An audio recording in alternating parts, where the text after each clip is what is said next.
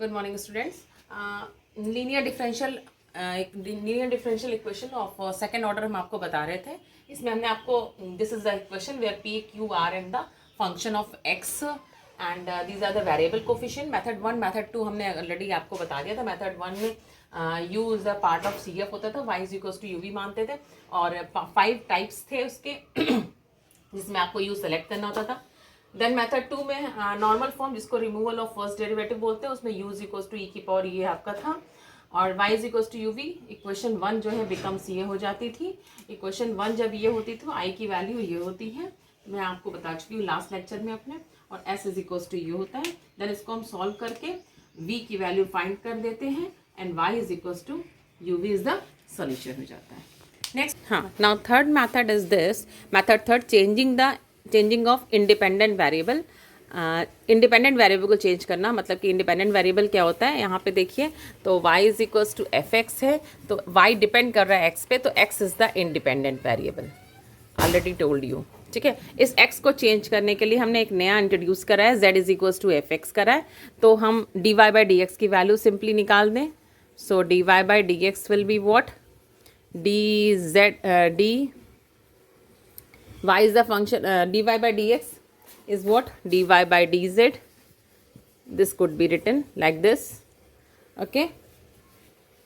Now d2y by dx2 is what, d by dx and dy by dx.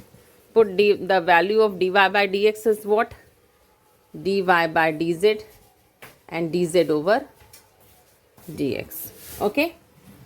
इसको solve करते हैं हम लोग कैसे, फर्स्ट फंक्शन सेकंड फंक्शन से। फर्स्ट फंक्शन का differential dy by D z, okay, into second function plus first function into second का differential and differential of second will be this, okay. इसको हमने यहाँ पे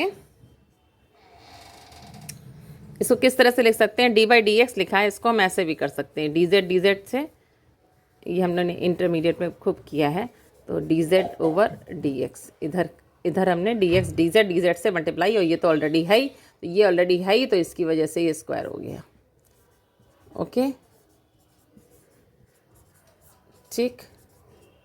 दिस इज व्हाट, ये क्या हो जाएगा, d2y by D Z to d z over d x का whole square plus d y over d z plus d two z over d x to.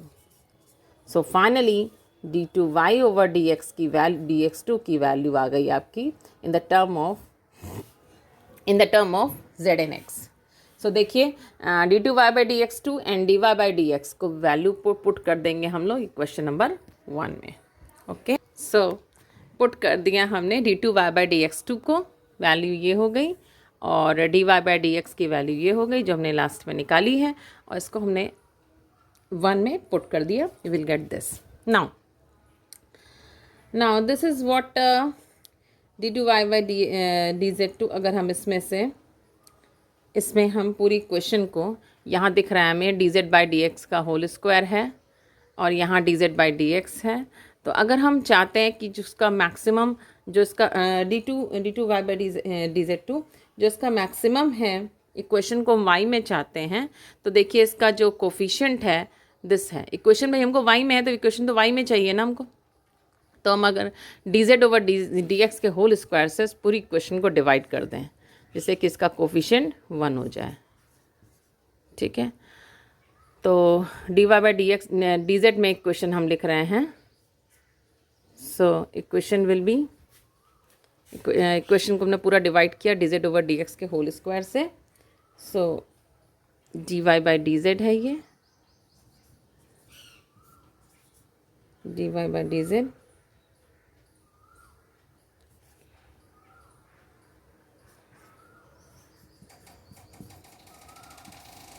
D z over d x का whole square, इसको divide किया,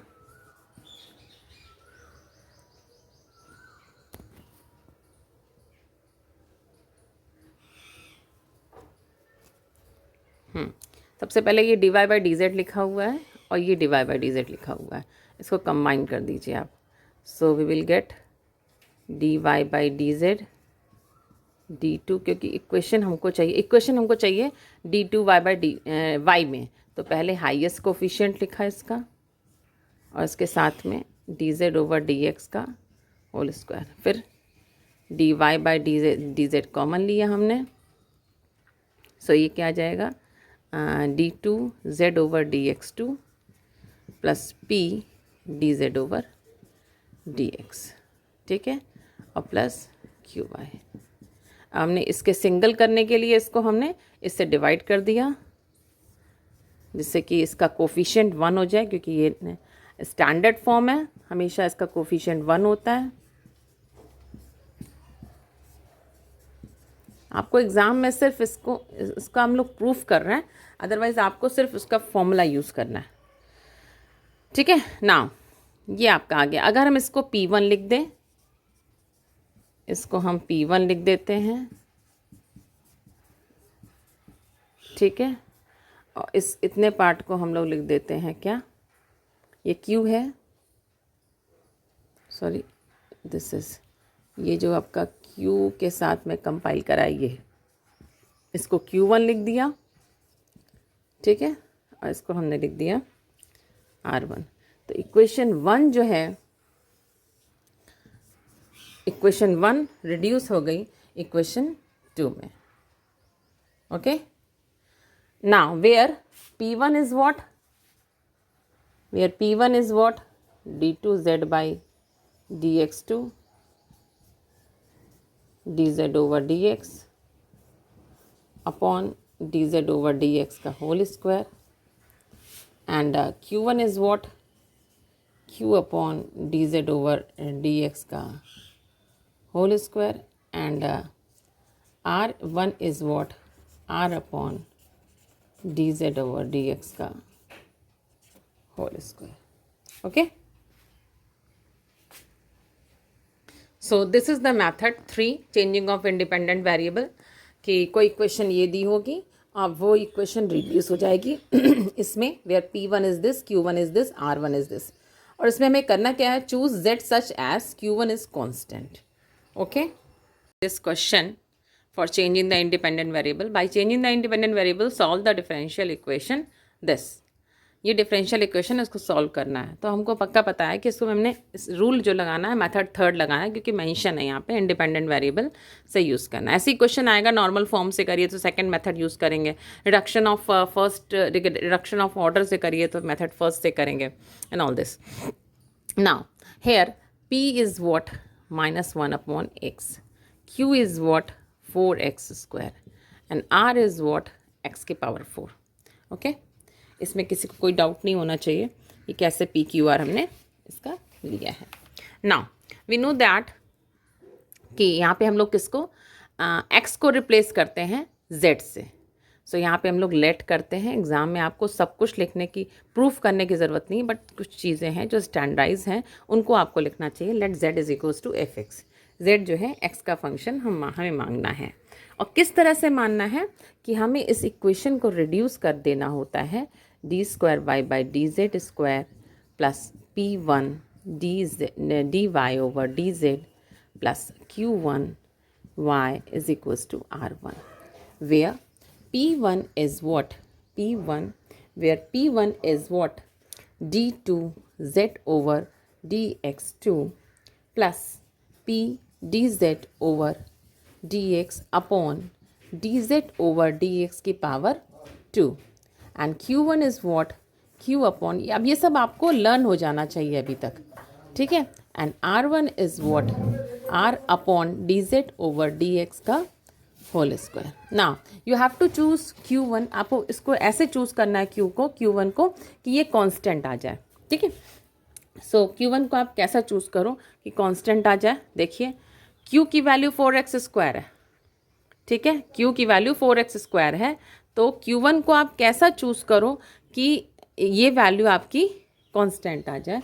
तो अगर हम कैसे choose करो, तो dz बाई dx के होल स्क्वायर को, अगर हम इसको, भाई यहाँ पे देखिए ये 4x स्क्वायर है, तो इसको हम क्या चूज़ करें, इसको हम क्या चूज़ करें, इसको हम क्या चूज़ करें कि ये कांस्टेंट आ जाए। अगर हम इसको भी 4x² चूज़ कर लें, मतलब कि we have to put dz/dx का whole square is equals to 4x²। और इसीलिए अच्छा है कि आप परफेक्ट स्क्वायर मान रहे हो, सो दैट ये squaring on both side we will get what. तो ये अपनी विश पे है, इसलिए ऐसा सुटेबल मानिए जिससे आपको कोई प्रॉब्लम ना हो। Okay, so z is equals to what, integral लिया सो x²। तो z की वैल्यू x² पे ये कांस्टेंट आ जाएगा। और जब z आ गया आपके पास में तो you will gate p1 q1 r1।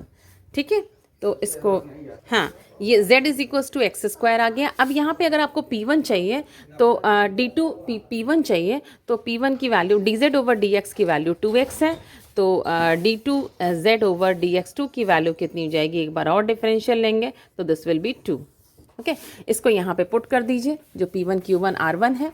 So d2 p1 is what, d2 z/dx2, d2 z/dx2 की वैल्यू 2 प्लस p की वैल्यू है माइनस का 1/x माइनस 1/x, और dz/dx की वैल्यू है कितनी, 2x।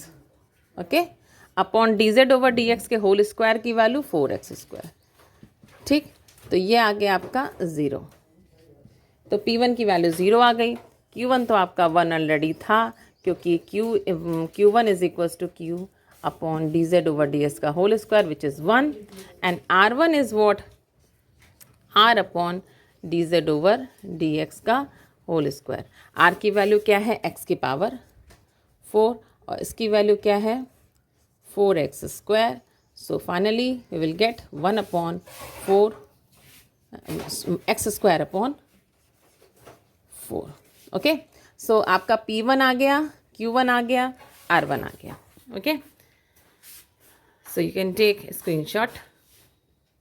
तो इसमें आप इसकी वैल्यू रख दीजिए, d2y/dz2 प्लस p1 की वैल्यू 0 है तो ये वैल्यू हट गई, this goes to 0, plus q1 की वैल्यू 1 है, r1 की value x²/4। Now this is the equation reduces to in this form. अच्छा, एक चीज़ देखिए, यहाँ पे x आ रहा है, यहाँ पे x नहीं होना चाहिए, बिकॉज यहाँ पे पूरी चीज़ें आपकी x की जगह z में है, तो this should be in z में किस में आ जाएगा, क्योंकि हमें x और z का रिलेशन पता है, z is equals to x² आपने निकाला था। ठीक है, तो z/4। सो फाइनली इक्वेशन, ये वाली जो इक्वेशन है वो चेंज हो गई किस में, d2y/dz2 plus y is equals to z/4। तो देखिए चेंजिंग द इंडिपेंडेंट वेरिएबल कैसे होता है, x चेंज हो गया z में। ओके, अब मुझे इसको सॉल्व करना है। ये इक्वेशन हमें इसमें हमें y की वैल्यू निकालनी है। ठीक है, अब ये इक्वेशन हमको linear differential equation with constant coefficient लग रही है, आपको भी लग रही होगी शायद। तो ये हमारा हो जाएगा z/4, इसको ऐसे लिख सकते हैं, because this is the linear differential equation with constant coefficient. Okay, so इसमें auxiliary equation बनती है जो कि m² + 1 = 0, CF + PI होता है इसमें, m is equals to plus minus I, तो CF इसका हो जाता है what, C1 cos Z होगा, यहाँ पे ध्यान दीजिएगा क्योंकि Z है यहाँ पे। ठीक है, और C2 sin Z, and for PI के लिए क्या करते हैं, 1/d² + 1 एंड Z/4। तो इसमें क्या हो जाएगा, 1 + d² की पावर -1 हो जाएगा। बाइनोमियल एक्सपेंशन कर देंगे इसका। ओके, कितनी पावर करेंगे, सिर्फ एक पावर से ही काम बन जाना चाहिए, बिकॉज ये Z में है। सो 1/4, z को अंदर ले जाएंगे तो z और z का 2 times differential will be 0, so finally z/4। So इसका आंसर क्या हो जाएगा, y is equals to CF + PI।